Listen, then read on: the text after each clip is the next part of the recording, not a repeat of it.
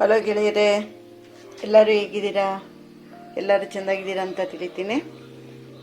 ನೋಡಿ, ಇವಾಗ ನಮಗೆ ಆಷಾಢ.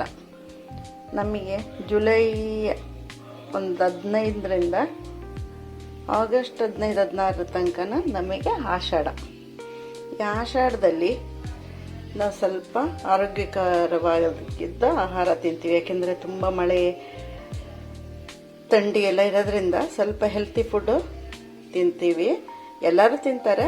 ನಾನು ಹೇಳ್ತಾ ಇರೋದು ನಮ್ಮ ಕಡೆ ರೂಲ್ಸ್, ರೀತಿಗಳಷ್ಟೇ ಹೇಳ್ತಾ ಇರೋದು, ಬೇರೆ ಏನಲ್ಲ. ನೋಡಿ, ನಾನಿವತ್ತೊಂದು ಗಂಜಿ ಮಾಡ್ತೀನಿ ಬೆಳಗ್ಗೆ. ಇದು ಫುಲ್ ಮಂತ್ ಎಲ್ಲರೂ ಕುಡಿತಾರೆ, ಆದರೆ ಮಾಡೋಕ್ಕೆ ಸ್ವಲ್ಪ ಕಷ್ಟ ಆಗುತ್ತೆ. ಹಂಗೆ ಏನಾದ್ರು ಮಿನಿಮಮ್ ಒಂದು 7 ದಿನ ಆದರೂ ಕುಡಿಬೇಕು ಅಂತ ಇದು ನಾನಿವತ್ತು ಮಾಡ್ತಾಯಿದ್ದೀನಿ. ಇದು ಹೆಸರು ಕಾಳು ನಿಮಗೆ ಬೇಕಾದರೆ ಹಾಕಿ, ಇಲ್ಲಾಂದರೆ ಇದು ಕಂಪಲ್ಸರಿ ಅಂತ ಇಲ್ಲ. ಆದರೆ ಈ ಮೆಂತ್ಯ ಎಲ್ಲ ತಿನ್ನುವಾಗ ತುಂಬ ಹೀಟ್ ಆಗುತ್ತೆ ಅಂತ ಬಿಟ್ಟು ಅದ್ರ ಜೊತೆಗೆ ಹೆಸರು ಕಾಳು ಸ್ವಲ್ಪ ಹಾಕ್ತೀನಿ. ಹಾಕೋರು ಹಾಕ್ತಾರೆ.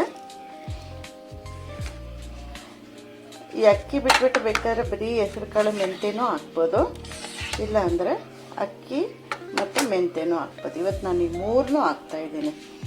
ಮೆಂತ್ಯ ಒಂದು 25 ಗ್ರಾಮ್ ಅಷ್ಟು ತಗೊಂಡಿದ್ದೀನಿ. ಅಕ್ಕಿ 1 ಗ್ಲಾಸ್ ತಗೊಂಡಿದ್ದೀನಿ. ಅದೇ ಥರ ಚಿಕ್ಕ ಗ್ಲಾಸಲ್ಲಿ ಹೆಸರು ಕಾಳು 1 ಗ್ಲಾಸ್ ತಗೊಂಡಿದ್ದೀನಿ. ನೋಡಿ, ಈ ಬೆಲ್ಲ ನಾನು ಈ ಸತಿ ಡಿಮಾರ್ಟಲ್ಲಿ ತಗೊಂಡೆ. ಇದೇನೋ ವೈದ್ಯ ಕುಟುಂಬ ಅಂತ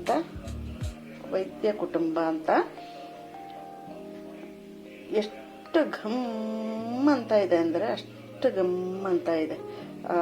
ಇದು ಬೆಲ್ಲದ್ದು ಡಬ್ಬ ಓಪನ್ ಮಾಡಿದರೆ ಅಷ್ಟು ಚೆನ್ನಾಗಿದೆ. ಅದ್ರ ವಾಸನೆ ತುಂಬ ಚೆನ್ನಾಗಿದೆ.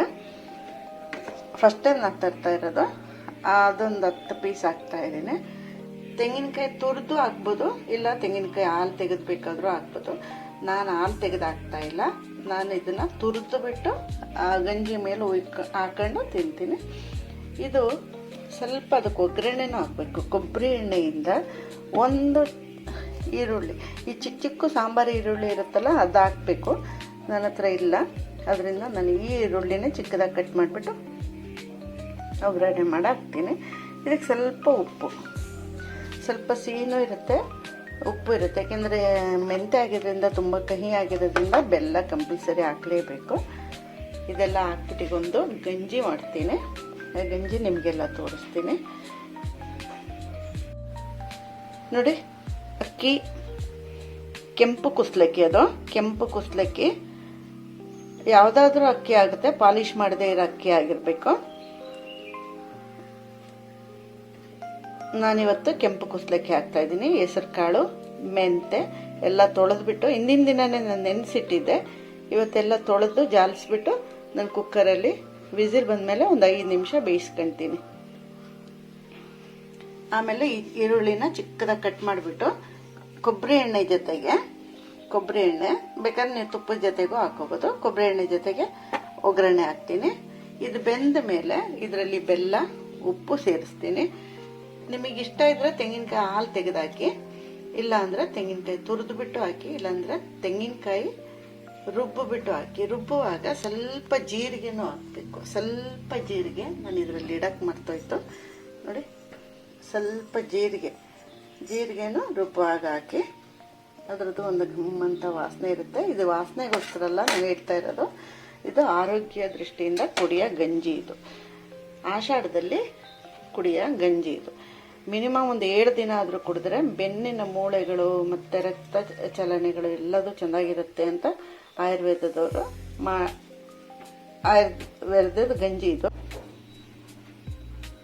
ನೋಡಿ, ಗಂಜಿ ರೆಡಿ. ಒಗ್ಗರಣೆ ಹಾಕಿದ್ದೀನಿ ಇಲ್ಲಿ.